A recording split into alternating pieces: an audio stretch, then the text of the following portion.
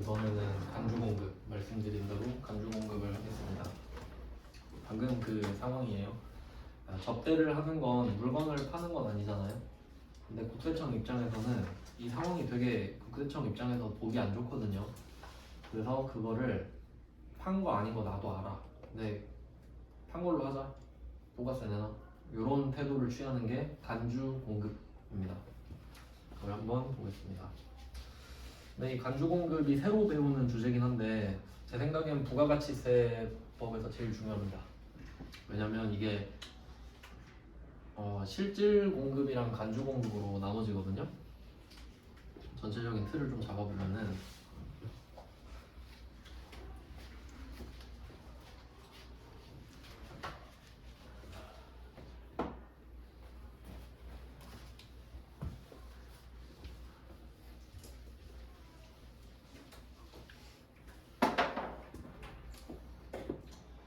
그 부가가치세가 과세되는 과세 대상이라는 개념이 있어요. 그거를 뭐 처음부터 하면은 너무 오래 걸리니까 중요한 부분만 하고 있는데 그 과세 대상 세법마다 다 있겠죠. 네가 이걸 하면 거기에 과세를 하겠어. 요건데 그럼 일단 제일 중요한 게 재화의 공급입니다. 물건이죠. 물건을 팔면 부가세를 걷겠다. 근데 예외는 있었죠. 면세 물건. 면세 물건은 예외로 하겠다. 면세니까. 그 과세 행위를 면해주는 거죠. 그럼 재화의 공급 있고 우리가 해당되진 않는데 용역의 공급도 있을 수 있네요. 아까 렌트 나왔죠. 차량 렌트 해주는 거. 그러면 그거는 차 자체를 주는 게 아니라 차를 쓰게 해주는 거잖아요. 그게 용역이라고 보시면 돼요. 그러니까 건물을 팔면 재화의 공급이고 건물을 쓰게 해주면 용역의 공급이에요. 그러니까 용역은 두 개로 나누거든요. 그 정도는 아셔야 돼요. 용역은 첫 번째는 영무라고 해요. 영무. 그러니까 예를 들면 우리 미용실 가면 머리 해주잖아요. 그 진짜 그 안 보이는 행위 있죠. 그게 첫 번째 용역. 두 번째는 재화를 사용하게 해주는 거. 두 개예요. 대충 그런 느낌. 그 다음에 한 개 더 있는데 재화의 수입. 그러니까 이 두 개는 파는 거잖아요. 근데 재화의 수입 이거는 이렇게 해서 그 사지선다로 문제 하나 만들 수 있죠. 그럼 재화의 수입은 왜 그러냐면 그 소비지구 과세원칙 이거는 회계 1급 때만 했었는데 제가 그 처음에 설명은 안 했습니다.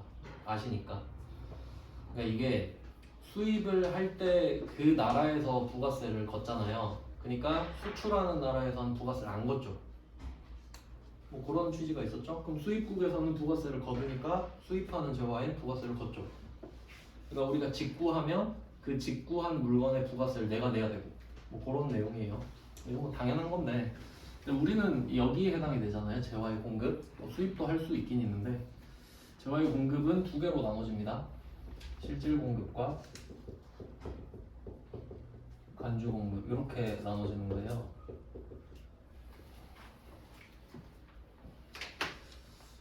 실질 공급은 실제로 물건을 파는 겁니다.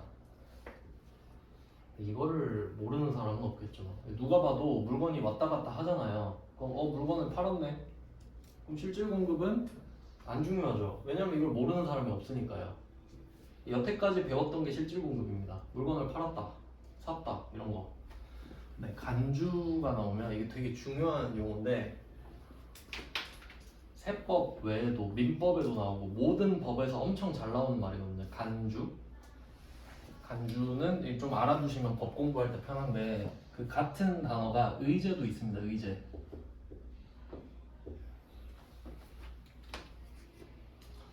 간주, 의제 둘 다 나오니까 말씀을 드려요. 정확히 똑같은 뜻이고요. 해석할 때 이거 중요합니다. 뭐뭐로 본다 이렇게 해석이 돼요. 이거는 좀 강조해서 알려드리겠습니다. 이게 세법 파트에서 뭐 강조하는 건 아닌데 민법 공부하다가 좀 알게 된 건데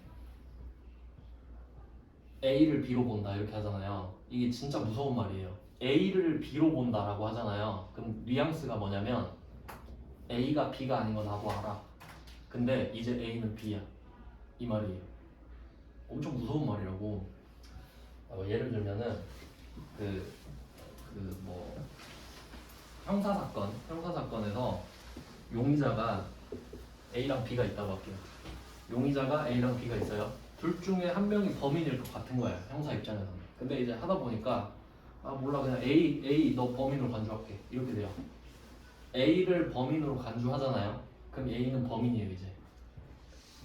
그 외에는 필요가 없습니다.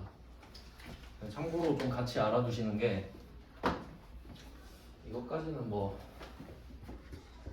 추정한다도 있는데 이 정도 알아두시면 돼요. 도움이 될 거라고 생각해서 알려드릴게요.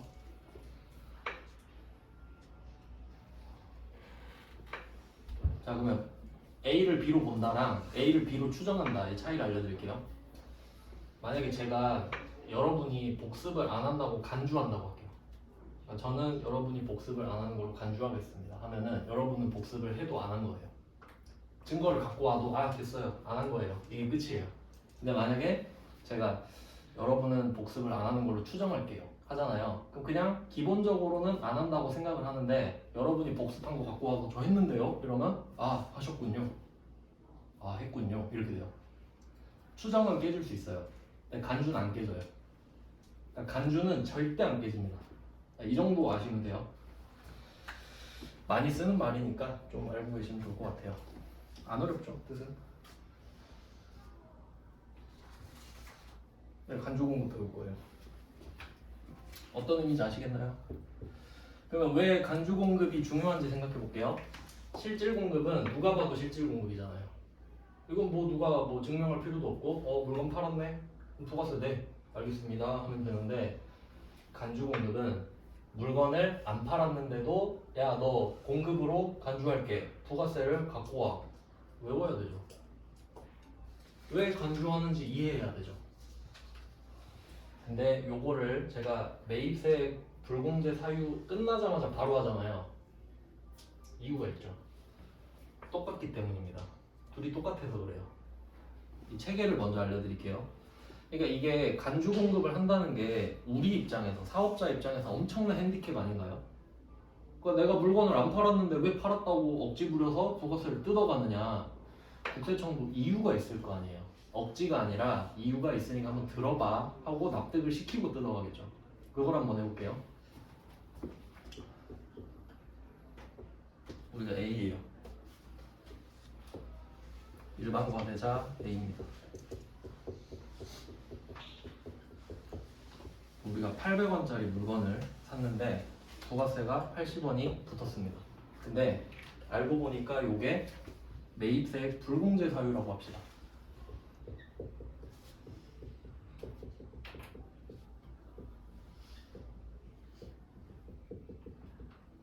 이렇게 된 겁니다. 매입세 불공제 사유예요. 그럼 이거 880원 내고 샀는데 불공제 사유니까 80원 못 돌려받겠죠. 그럼 우리는 880원을 냈다. 80원을 못 돌려받는다. 끝. 이렇게 되는 거예요. 근데 이 880원짜리 물건을 안 사도 되는 경우가 있는 거예요. 예를 들면 자동차 생각해봐요. 자동차 사면 불공이죠, 승용차. 근데 현대자동차, 기아자동차 생각해봐요. 지들이 남한테 차를 살 이유가 있나요? 살 필요가 없지.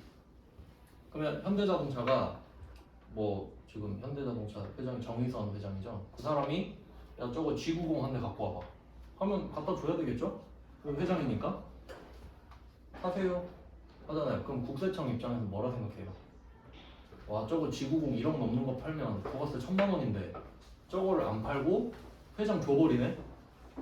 그럼 국세청은 1000만 원 날리는 거 아니에요? 맞죠? 그러니까 두 가지 관점이 있는 거예요. 첫 번째, 네가 그 차를 원래 남한테 샀으면 매입세 불공제 사유 아니냐. 첫 번째 이유. 맞죠? 두 번째, 그리고 네가 그 차를 샀을 때 원재료들 내가 세액공제 다 해줬는데 이렇게 말을 할 수 있는 거죠. 내가 너 그거 매입세액공제 다 해주지 않았냐. 그러니까 이렇게 아다리가 두 개가 맞는데 너는 부가가치세를 탈세를 해버렸구나 이 뜻이에요. 이렇게 아다리가 맞아야 된다고. 이해되시죠? 그러니까 자동차로 설명드렸죠? 네가 자동차 회사가 아니라면 그 G90 1억이라고 할게요. 1억 넘는데 G90을 1억에 사서 부가세 1억 1천 낼 거 아니에요. 그 1천을 손해봐야 되지 않느냐. 그럼 그 1천을 손해본다는 의미는 국세청이 그 1천을 먹는다는 소리잖아요. 안 돌려줘도 되니까. 근데 그걸 피했잖아요.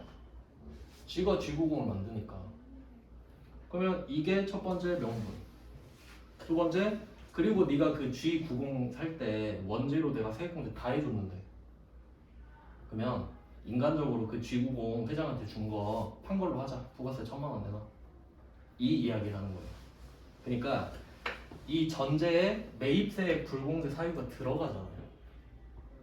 그러니까 매입세액 불공제 사유를 알아야 간주공급을 이해할 수 있겠죠? 이렇게 되는 거라고. 그러면 이때 내가 그 이거를 1,000원에 파는 거야. 그럼 원래 1,000원에 팔아서 1,100원을 거둔 다음에 100원을 줘야 되는 거잖아요. 근데 요거를 안 하고 있잖아요. 그러니까 이게 원래 네가 880원에 사서 80원을 못 돌려받아야 되는데 그 상황을 피한 거 아니냐고. 넌 80원을 손해 봤어야 됐는데 아니면 세액공제를 받았거나 이렇게 되는데 근데 이거를 접대를 해버리면 팔아서 부가세를 내야 되는데 그냥 꽁으로 넘겨버리는 거 아니냐. 그러니까 100원을 뜯어가겠다. 그러니까 이때 손해를 봐야 되는데 안 봤으니까 내가 손해를 보게 해줄게 이거예요.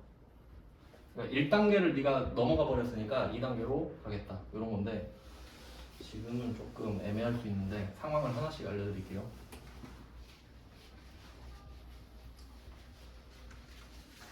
그러니까 세액공제를 못 받아야 되는데 그 상황을 피했거나 아니면 세액공제를 받았는데 그거를 뭐 불공제 사유로 넘겼다거나 그렇게 되는 거예요. 둘 중에 하나인데 간주공급만 따로 보겠습니다. 좀 상황이 많아가지고 이거 책에 자세히 나와 있는데 제가 제목만 적겠습니다.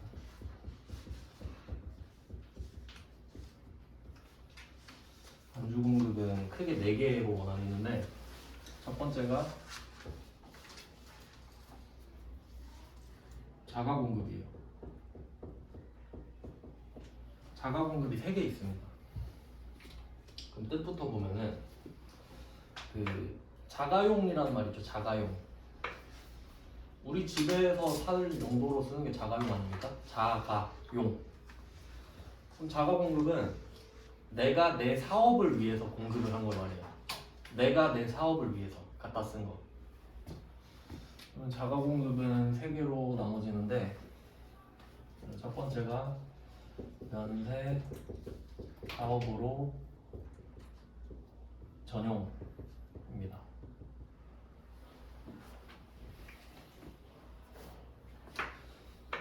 이게 그 세법은 조문이 있어요. 여러분 그 조문 검색하면 다 찾을 수 있거든요. 그 세법 원본을. 근데 그걸 책에다 그대로 옮기면 해석이 잘 안 되잖아요. 그러니까 그 책마다 용어가 조금씩 다를 수 있는데 에듀윌에는 아마 면세 사업의 전용 이렇게 나올 건데 그 조사가 중요한 게 아니라 좀 쉽게 풀어서 쓴 거예요. 면세 사업으로 전환해서 사용했다. 전용. 그 뜻이에요. 전환해서 사용했다고. 그러니까 요거는 이거 자체를 누가 물어보진 않거든요. 근데 그 간주 공급의 패턴을 이해하기 위해서 좀 설명을 드릴게요. 그러니까 이거 진짜 중요한 겁니다. 진짜 중요해요. 어디 가서 부가세 배웠다고 하려면 그러면 김철수라는 사업자가 있다고 할게요. 김철수라는 사업자가 있습니다. 이 사람이 사업장을 2개 운영해요. 그다음에 A 사업장은 과세 사업이에요. 그 다음에 B 사업장은 면세 사업장입니다. 이거 가능하죠? 한 명이 사업장 2개 만들 수 있습니다. 그러니까 사업장은 그 자식 같은 개념이라고 보면 돼요. 내가 자식 2명 낳을 수 있잖아요. 사업장도 2개 차릴 수 있는 거죠. 그러니까 A는 과세 물건 팔고 B는 면세 물건 팔 수도 있잖아요. 근데 이때 김철수가 이 B 면세 사업장에 1,000원짜리 물건이 필요한 겁니다. 1,000원짜리 물건이.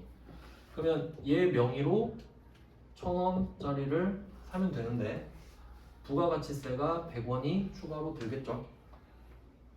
근데 면세 사업자는 부가세 못 돌려받죠. 의무가 없으니까. 그래서 이때 1,100원을 내고 샀는데 100원을 못 돌려받잖아요.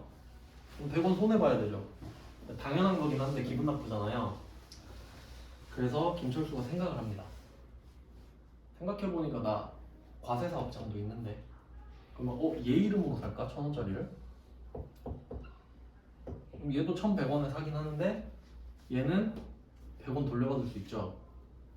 그럼 여러분 같으면 어쩌겠어요? 이걸 왜 해? 이렇게 사면 되지 않나? A 이름으로 1,000원짜리 물건을 1,100원에 사는 거예요. 세금 계산서 받고 그럼 100원 돌려받을 수 있죠? 자, 100원 돌려받았습니다. 그럼 이 물건을 1,000원에 산 게 됐죠. 그럼 요거를 이렇게 뒷문으로 빼돌리는 거예요. 그럼 여러분이 국세청이 돼봐요.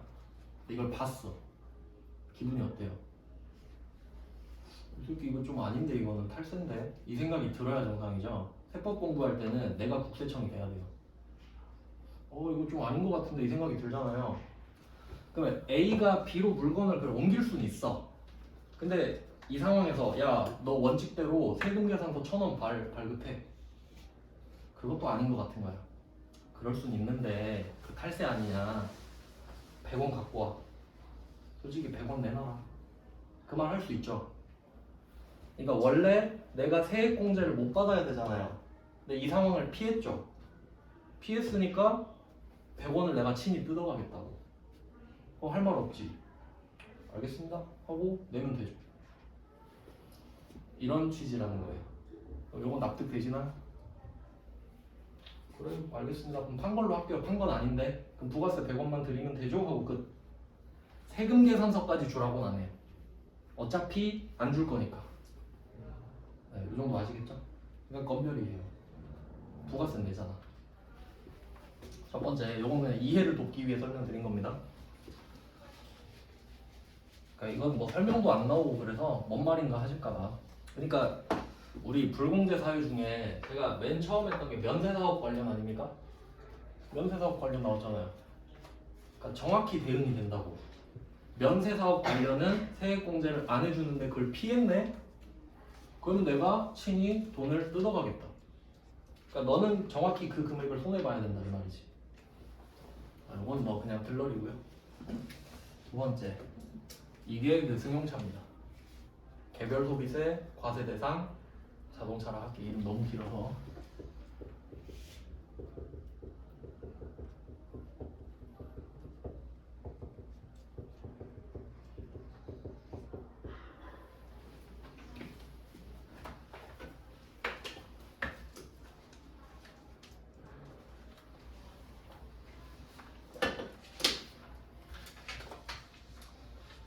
구입, 유지, 임차 다 포함이 되겠죠?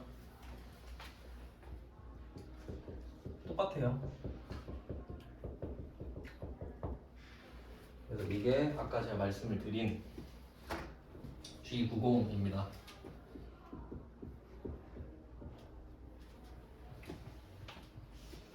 제가 이 가격을 왜 하냐면 그 여수 할아버지가 자랑을 했기 때문에 알고 있어요. 1억 넘는다고 말하더라고요.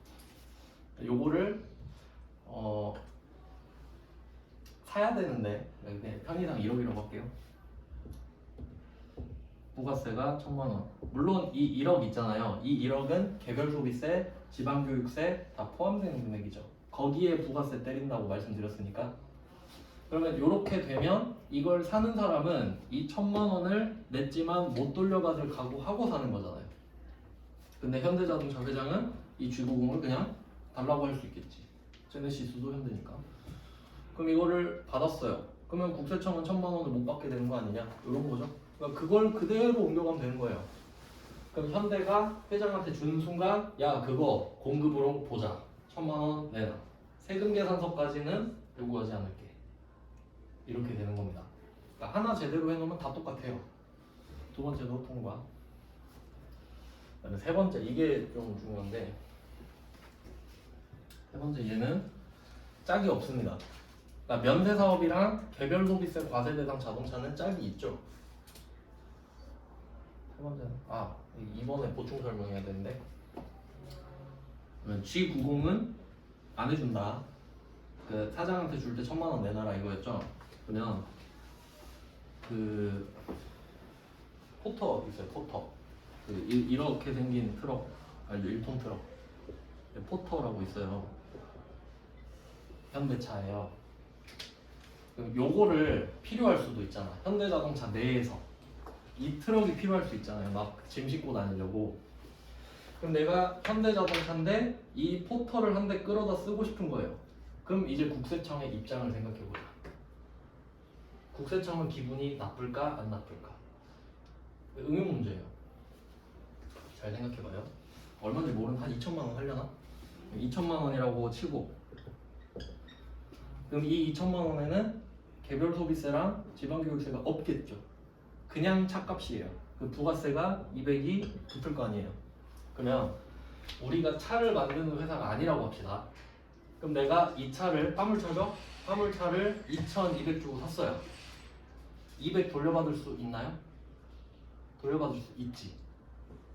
그럼 남한테 샀다고 가정을 했을 때 돌려받을 수 있잖아요. 근데 그걸 내가 갖다 쓴 거잖아요. 그럼 국세청은 신경을 안 쓰겠지. 어차피 네가 남한테 사도 200 돌려받는 건데 네가 그걸 갖다 썼다고 내가 그걸 시비 걸진 않겠다. 그게 그래야 맞지. 그러니까 여기까지 알고 계셔야 돼요. 맞죠? 그러니까 누가 세법 다 외우는 거라고 하는데 취지가 있어요. 이유가 있다고. 그걸 알고 외우는 겁니다. 그 뒤에는. 그러니까 예를 들어 뭐 현대자동차에서 포터를 한 대 갖고 와봐. 그럼 국세청이 보고 잘하고 있군 하고 지나간다고요. 그럼 캐스퍼 경차죠? 그거 갖고 와 하면 잘하고 있군 하고 지나간다고요.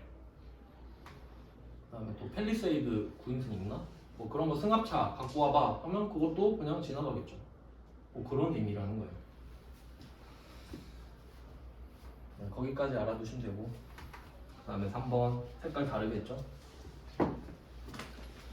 이게 판매 목적이 판매예요. 팔 목적으로 타 사업장, 다른 사업장, 판매 목적으로 다른 사업장으로 반출. 네, 이렇게. 얘는 짝이 없습니다.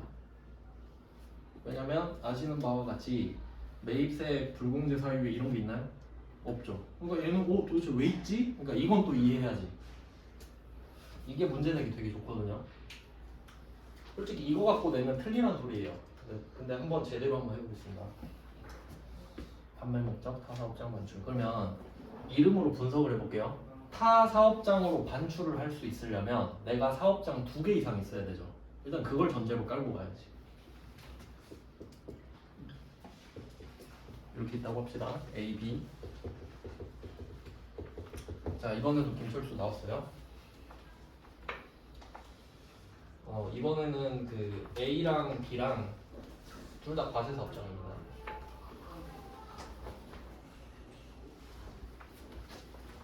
자, 그러면 이때 여기가 광주 사업장이고요. 네, 서울 사업장이라고 할게요. 2개를 갖고 있어요. 김철수가 광주 매장에 800원짜리 물건을 하나 사왔어요. 팔려고. 이렇게 사왔습니다. 근데 얘 생각에는 800원에 샀으니까 1000원에 팔아야지 라고 생각을 한 거예요. 안 팔린 거예요. 근데 광주에서 안 팔리네, 그럼 서울로 옮겨서 팔아야겠다, 이 생각할 수 있죠.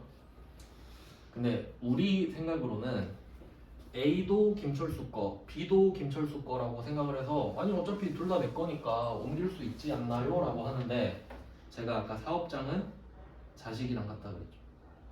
내가 자식이 2명 있는데 둘 다 내 자식이니까 둘이 한 몸인가요? 아니죠. 그렇게 생각하면 편해. 그럼 얘 둘은 별개죠. 그러니까 국세청 입장에서는 얘 둘 다 사업장이 다르잖아요. 그러니까 사업자 등록을 따로 했다고요. 얘도 따로 얘도 따로. 그럼 출생신고 따로 한 거죠. 그럼 둘은 별개입니다. 근데 김철수가 둘 다 내 거니까 이거 옮겨야겠다. 옮겼어요. 근데 국세청이 보더니 야 너 뭐하냐? 물건을 왜 그냥 옮겨? 판 걸로 해야지. 이렇게 말을 하는 거예요. 그러면 왜 그러냐 생각을 해보면 재고가 안 맞잖아요.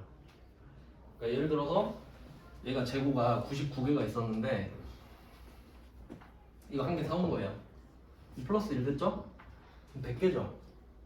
그럼 이 중에 한 개를 다시 넘겼잖아요. 그럼 99개가 돼야 되죠. 근데 이 재고 관리도 안 하고 그냥 떨렁 넘기면 장부는 100개인데 그냥 주면 어쩌라고 이렇게 되는 거죠. 안 맞잖아요, 둘이. 장부랑 실체가 안 맞아 버리잖아. 야, 그러니까 이거 아다리가 안 맞지 않냐? 넘겨라. 그럼 좀 약간 이상하잖아요. 근데 하라고 하니까 해야지. 자, 그럼 이제 얼마로 줄지 생각해봐요. A가 B한테 물건을 판 건가요? 아니죠. 그냥 옮길 생각이죠. 그러면 원가로 줘야 됩니다. 맞지? 내가 800원에 산 건데 네가 800원에 다시 사가. 해야 맞지? 그래서 세금 계산서를 주라고 하니까 판 건 아닌데 판 게 돼버렸잖아요. 그럼 간주 공급이지. 근데 이때 잘 생각해 보면은 이 간주 공급의 의미를 생각해 보면 이게 그 약간 핸디캡의 의미잖아요. 너한테 손해를 끼치겠다. 손해를 피했으니까 손해를 끼칠 목적이죠. 근데 얘가 뭐 잘못한 거 있나요 지금? 없죠. 그럼 얘는 유일하게 손해를 끼칠 목적이 아니에요. 그러니까 이 간주 공급의 의미는 사업자한테 안 좋은 걸 주겠다는 거거든요. 안 좋은 거 맞잖아요. 사업자 입장에서는. 근데 얘는 배드가 아니죠. 굿도 아니에요. 그러니까 소스예요. 그냥 당연한 거예요. 얘는 아무것도 아닙니다. 아무것도 아닙니다. 좋은 것도 아니고 나쁜 것도 아니고 그건 당연한 거예요. 그러면 주라고 하니까 800원, 80원짜리 세금 계산서를 준 겁니다. 그럼 한번 생각해봐요. A 입장에 A는 80원을 돌려받을 수 있죠. 그리고 80원을 내야 되죠. 손해본 거 있어요? 없죠. 그럼 그냥 그렇게 하면 돼요. 세금 계산서 주는 게 좀 껄끄럽긴 한데 손해보지 않았죠. 그러니까 얘는 손해보려고 하는 손해를 끼칠 목적이 아니라는 거지. 그러니까 짝이 없습니다.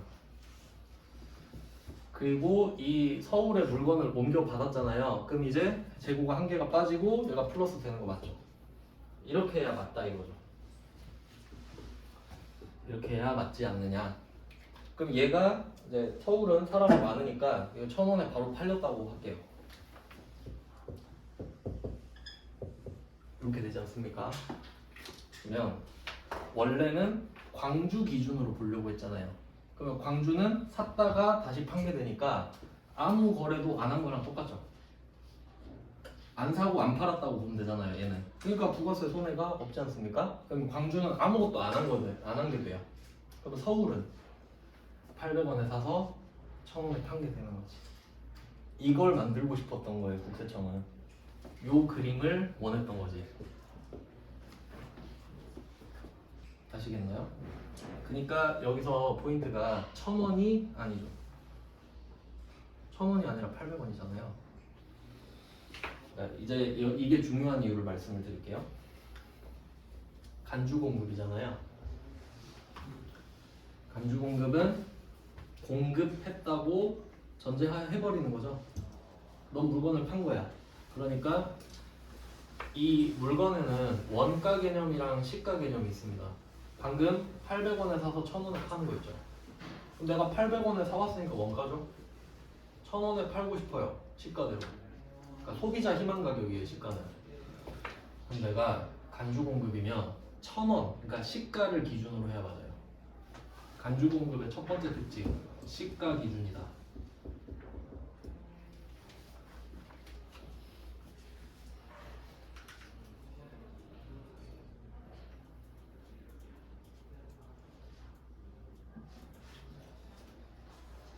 그러면 요거는 좀 이해를 돕기 듣기 위해서 메인 매출 점표 문제 하나를 껴서 같이 볼게요. 아까 그 건별 이 11페이지라고 알려주셨는데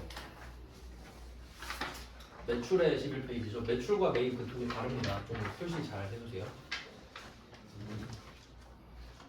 아 그리고 그 일반 점표는 아무래도 장수가 너무 많아서 지금 올리고 있거든요. 블로그에 하나씩 다 따라서 올리고 있는데 그거는 좀 개별적으로 다운을 받아주셔야 되지 않을까 싶어요. 종류가 너무 많아가지고 300문제거든요. 일반 점표가. 네, 그렇습니다. 그 올리고 있어요. 참고해서 받아주시고요. 그러면 이때 38번 문제로 볼게요. 대표 문제 38번 문제로. 자, 38번 문제 보시면 회사가 보유하고 있는 제품 중 원가가 200만 원, 판매가가 330만 원 부가세 포함. 한번 생각을 해봅시다. 그럼 이때 200만 원을 들여서 만들었다는 소리죠. 그럼 장부에 200만 원이라 써놨겠죠. 이 제품은 200만 원짜리다. 근데 이 물건을 300만 원에 팔고 싶다. 부가세까지 330에 걷어서 30 국세청 주고 300은 나 먹어야지 이 생각을 지금 하고 있겠죠. 그리고 모든 그 매입 원재료는 적법하게 매입세 공제를 받았다고 가정할 것. 그럼 이때 원재료는 적법하게 매입세 공제를 받았어요. 그럼 이게 얼마인지는 모르겠어. 그럼 일단 다 받은 거잖아요. 아까 제가 말씀드렸죠. 세액공제 다 받았다. 세액공제를 다 받았어요.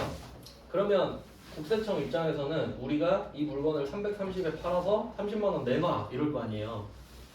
근데 이거를 접대를 해버렸죠. 접대했죠? 그럼 국세청은 바보 된 거 아니에요. 30만 원 걷고 싶죠. 왜냐면 국세청은 야 네가 그 물건 원래 팔았으면 300 아니야? 30 내놔 이렇게 해야 될 거 아니에요. 이걸 붕괴를 한번 해볼게요. 칸을 잘못 잡았네. 일단 우리 입장에서는 제품이라는 자산이 200만 원을 들여서 만든 거죠. 그러면 200만 원짜리 자산이 사라집니다. 맞죠? 제품 200만 원.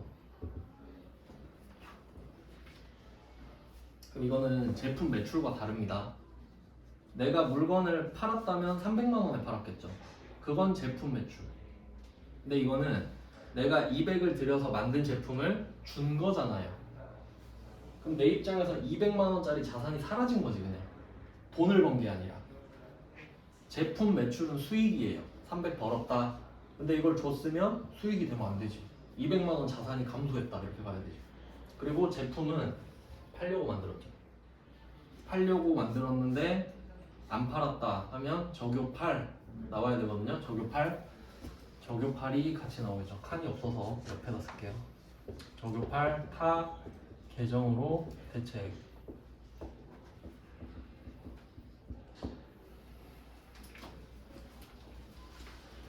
이게 그 타 계정이라는 말 있죠? 그러니까 이게 재고자산 같은 경우는 목적이 정확하잖아요. 재고자산은 창고에 존재하는 자산인데 너 왜 창고에 존재하냐 하니까 저는 팔릴 거예요 라고 대답을 하는 애예요. 그러면 제품도 팔려야 되는데 그러면 제품이라는 계정 과목은 제품이 사라지면서 제품 매출로 대체가 돼야 돼요. 200만 원이 사라졌지만 수익 300이 되면 그래도 잘했네 이렇게 되는 거죠. 근데 안 팔았죠. 팔아야 되는데 안 팔았으면은 제품이 제품 매출로 돼야 된다 했잖아요. 근데 지금 접대비로 바뀐 거죠. 제품이 접대비로 대체됐잖아요. 그러니까 자기가 원래 가야 되는 계정이 아니라 다른 계정으로 대체가 됐죠. 타 계정. 팔려야 되는데 안 팔렸다는 뜻이에요. 그냥 의도와 상관이 없습니다. 이거 그 착각하시는 분들이 가끔 있던데 접대를 하는 건 나쁘고 기부를 하는 건 좋다 보통 이런 의미로 좀 생각하잖아요. 그러면 접대는 나쁘니까 타계정이고 기부는 좋은 거니까 타계정 아닌데 이러면 안 돼요. 그냥 팔아야 되는데 안 팔면 타계정이지. 네, 그렇게 의미 부여하시면 안 돼요.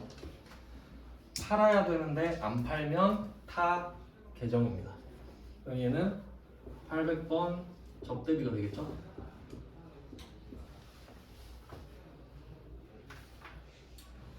그러면 이 접대는 얼마짜리냐라고 한번 생각을 해보면 일단 200만 원은 들었죠.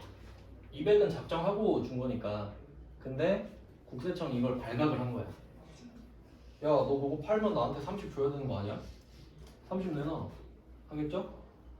그러면 부가세 내야죠. 부가세 예수금이 같이 잡힙니다. 부가세 예수금. 그러니까 우리 30 내야 되잖아요, 지금.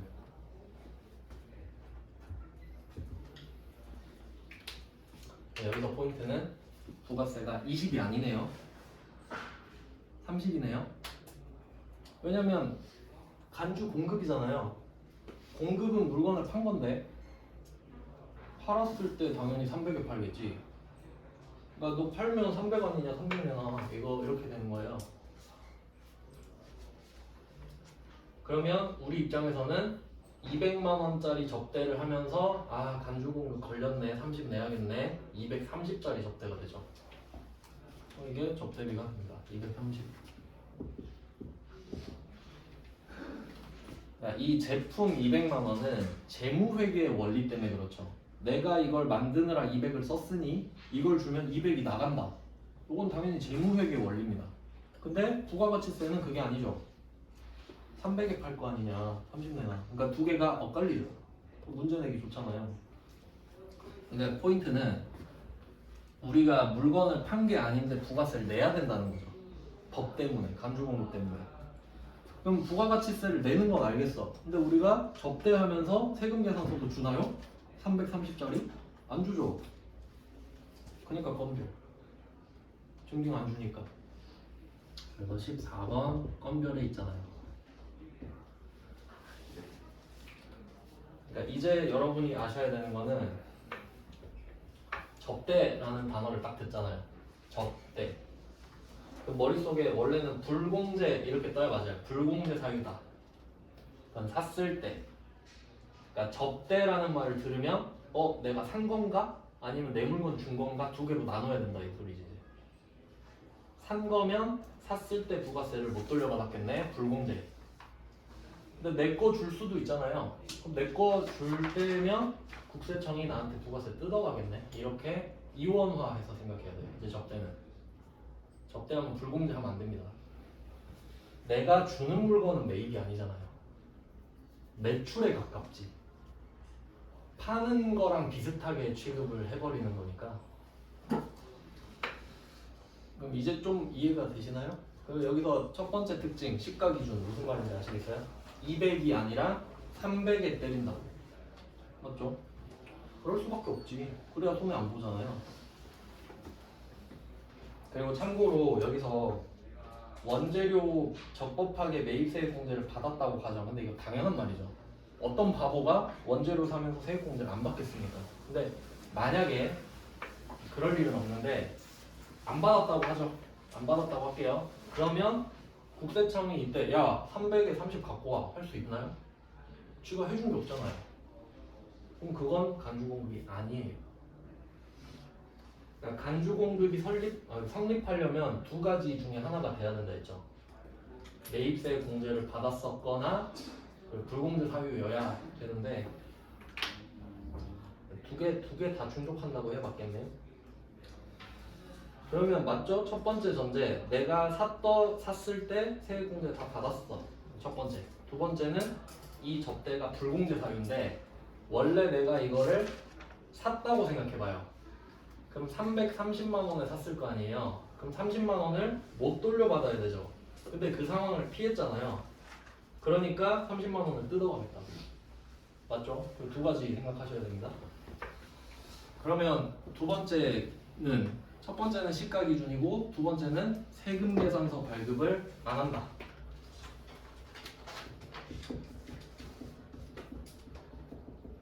세금 계산서 발급 의무가 없습니다.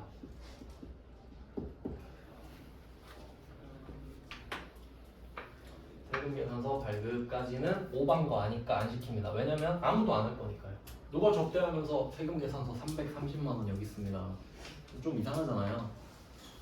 그러니까 그냥 30만 원만 토해내라. 그걸로 끝내자. 그럼 보세요. 첫 번째 시가 기준, 두 번째 세금 계산서 발급 의무 없죠? 근데 얘는 어때요? 이거 판매 목적, 사사 목적 만출. 시가 기준인가요?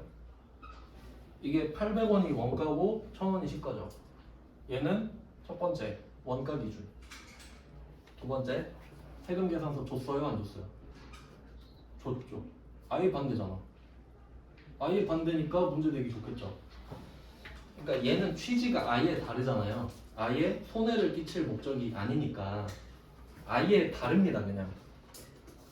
근데 아예 달라버리니까 편할 수도 있죠. 그래서 이렇게 정리를 하시면 됩니다. 일단 오늘은 자가공급만 할 건데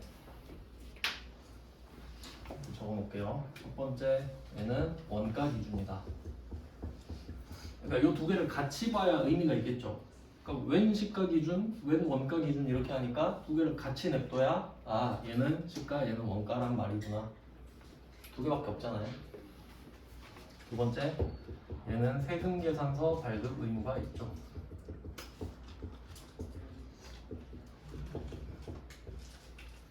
아예 반대입니다. 그래서 그 결과적으로 생각해 보잖아요. 그럼 김철수가 둘 다 갖고 있잖아요. 그러면 A 사업장은 부가세 안 내죠. 80원에 샀는데 80원에 팔았잖아요. 80원 낼게요. 80원 주세요. 퉁. 끝났죠. A는 부가세 안 냅니다. 그럼 B는 100원을 걷었죠 지금. 100원을 걷었고 80원은 샀으니까 80원 주세요 할 수 있죠. 얘는 내고 얘는 받는 거 아니에요. 같은 거래에 대해서 A랑 B랑 거래한 거에 대해서 A는 80원을 내고 B는 80원을 받아야 되잖아요. 그러면 얘는 20원 내죠. 그럼 정상이잖아. 그러니까 김철수는 토탈 20원을 내면 되거든요. 그러니까 사실 이 거래가 없는 거랑 같잖아요.